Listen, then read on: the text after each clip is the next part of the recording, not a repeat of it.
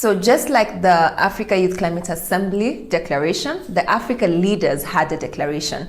And like we said in a previous segment, that was one of the objectives of the Africa Climate Summit, to make sure that there's a convergence of thoughts and a coming together of minds in a document that shows us that this is where the African continent is heading. And that document would be the reference point for interactions and conversations from an African perspective going forward. This was achieved, and it's a beautiful document that summarizes not just the conversations in the plenary, but also some of the outcomes that came up from the side events that were held around the different thematic areas. My name is Stella Bogonko, co-founder and CEO Jacobs Ladder Africa, and this is Green Jobs Africa. The Africa Leaders Nairobi Declaration is a document that encompasses the summary of what the conversations were in the summit, but also captures what the roadmap will be, what the future looks like for the continent, especially in matters conversing around climate and at the global stage, but also what our commitments are as a continent. On this episode, we get to highlight for you some of the areas and conversations that were held and captured in the Nairobi Declaration. One of the first highlights in the segment, the first segment of the Nairobi Declaration captures the commitments of the Africa leaders themselves, recognizing the different challenges that are there around in the continent that require commitments, not just from the Africa leaders, but from the global leaders as well, or other countries as well. And that background is needful because that then informs what the commitments are going to be. For example, did you know that over 600 million Africans do not have access to electricity, and that 970 million of them do not have access to clean cooking? And that, of course, now begins to inform some of the commitments that were made by African heads of state around renewable energy, as well as around clean cooking, which is one of the things that featured in the declaration. Did you know that over 40% of the potential for renewable energy globally sits in Africa? Did you also know that Africa is home to some major carbon sinks? For example, the Congo Basin, that is a huge forest that absorbs quite a bit of the carbon dioxide, not just continentally, but globally. It plays a major role. And that's just one example of the various sinks that are found on the continent. Did you also know that Africa is home to some of the minerals that are required for batteries and solar, like nickel and cobalt, that are used for production of solar panels and batteries that are required for e-mobility to even be a conversation in the first place? And those are just some of the facts that make Africa such a significant player that it can no longer be left to the sidelines when it comes to climate conversations. And that's why this summit was needful. The other thing that you need to know is that by 2050, Africa will be a home to a quarter of the global population. Think about that when it comes to provision of labor and skills, not just in the African continent, but globally. And so these are just some of the reasons why Africa needs to not just be an invitee, to the table when it comes to climate conversation. It needs to be a determinant and perhaps even a major contributor when it comes to the decisions or direction in terms of the way forward for decarbonization efforts globally. One of the other facts that you need to know is that while there's a lot of investment that is going into the renewable energy space, only 2% of the $3 trillion that is currently being conversed and also invested in the renewable energy space comes to Africa. 2% of $3 trillion. Think about, and yet we have 40% of the potential when it comes to renewable energy. There's obviously a mismatch and a misguided sort of way in which resources are being allocated or distributed globally. And especially if we are talking about the 1.5 degree conversation and commitment that we have signed as a globe. If that's going to be achieved in the next decade, we need to try everything possible and perhaps use the shortest route to get there. And that route is Africa. So this backdrop provides some of the many reasons why Africa needs to be able to play a significant role, and hence the climate summit that was held recently. So what exactly was in the declaration? That was the background and the context within which we are operating as a globe. And then the reason why the push by the African heads of state to say this is obvious. These facts and figures are obvious for anyone to see. They're not subjective, they are objective. Why then can we not invest in this direction to make sure that we are moving the needle as a globe if we are truly committed to decarbonizing? Some of the commitments from the various heads of state was to implement policies that would be able to help their countries to adopt, whether it's renewable energy or climate smart agriculture or any other initiatives that would help them to move the process for themselves when it comes to decarbonizing.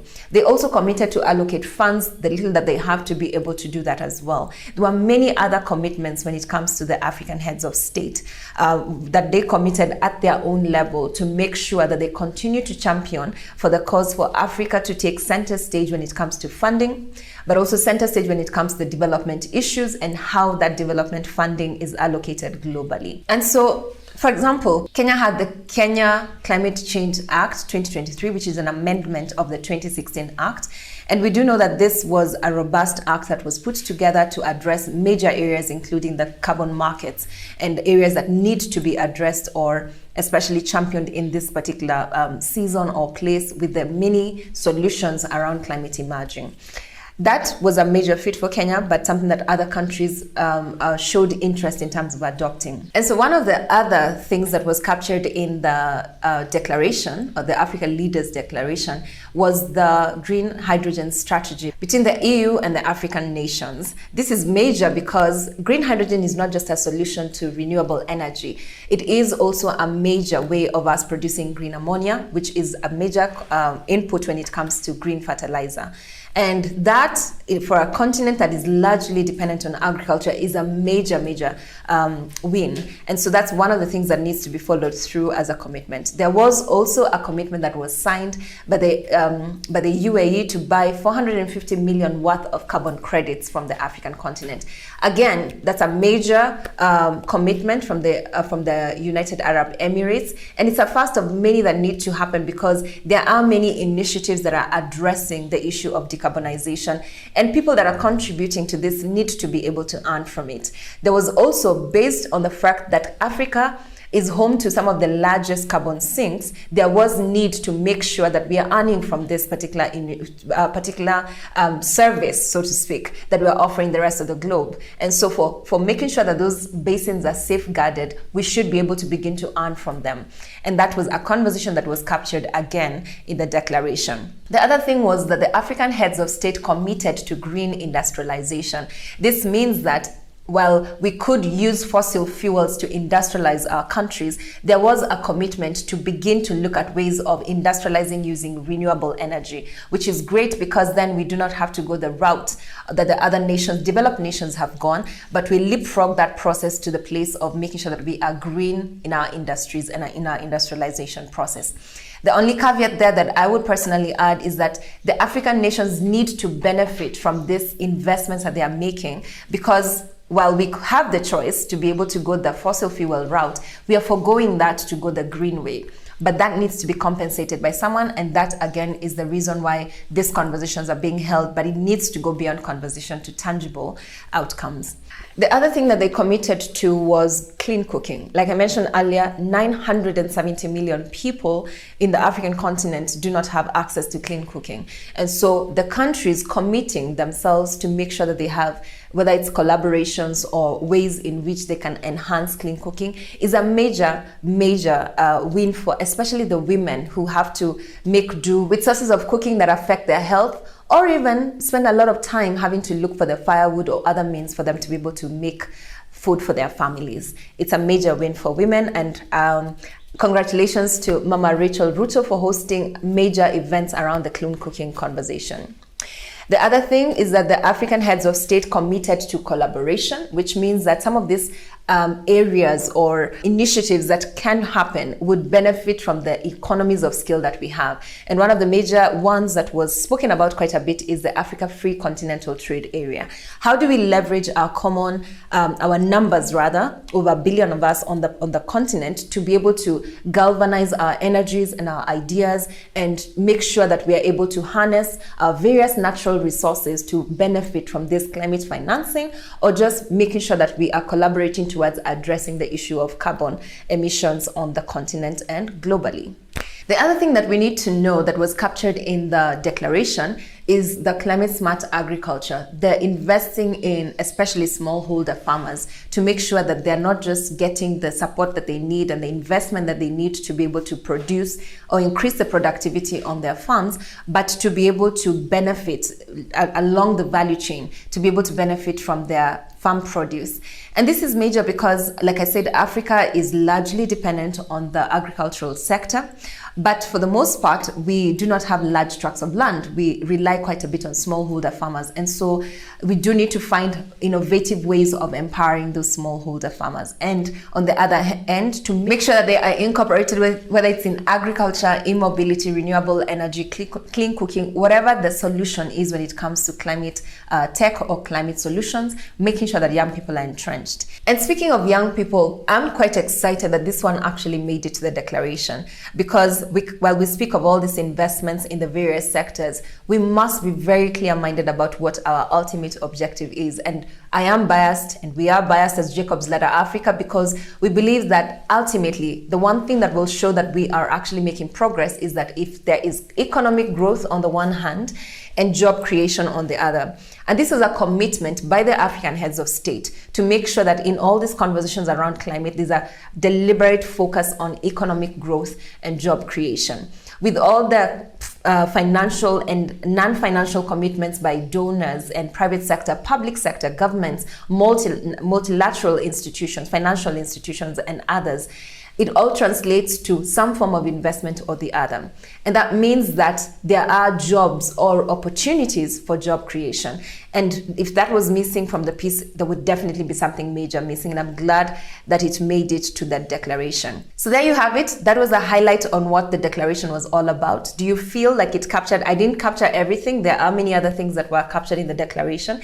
You should get to read it. It's available online on various sites, including our own, if you are interested in looking at the declaration. Our social media handles, our website also has the declaration for your review. But the question that I have to ask all of us, especially as Kenyans, is, so the declaration is there. There have been many declarations. Every summit that is attended, especially at the global level, there's always a document that comes out of it. What will be different with this one? How do we make sure that it doesn't just remain as another beautiful policy or beautiful document that was written and committed to, but did not translate to action? How do we make sure that it actually benefits that average African who heard of or didn't even hear there was an African Climate Summit, but there was a convening of global leaders in an African nation and commitments were made? How does that percolate down to the average Kenyan who only heard that there was a signing of 49 billion shillings that were committed to climate change in the various countries, in most of the counties in Kenya? How does that translate to the counties? How do they benefit? How do they change because of this money that is going to the various counties? Are you even aware that it's there? One of the things I've always said on this forum and on many forums is that whether or not you know of something, it will definitely affect you for the most part, especially in this context. But it's better when you not just know about it, but you take advantage of it. With all these deals that are being signed, with all these commitments that have been made, with the carbon markets law that has just been passed or act that has just been passed, how does that affect you? What opportunities does it create for you as an average young person, or you as a Kenyan who's hearing that this is one of the major areas that the globe, or the direction that the globe is going?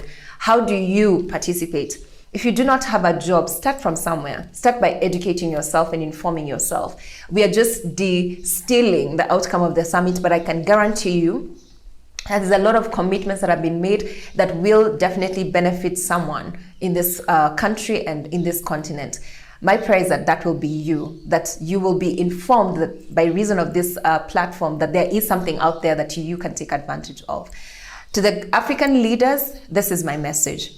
It's great that we had a conversation, and well done for convening in Kenya, and well done for steering and starting this conversation. It's a great start. It's needful and it's relevant, as we've said in the past.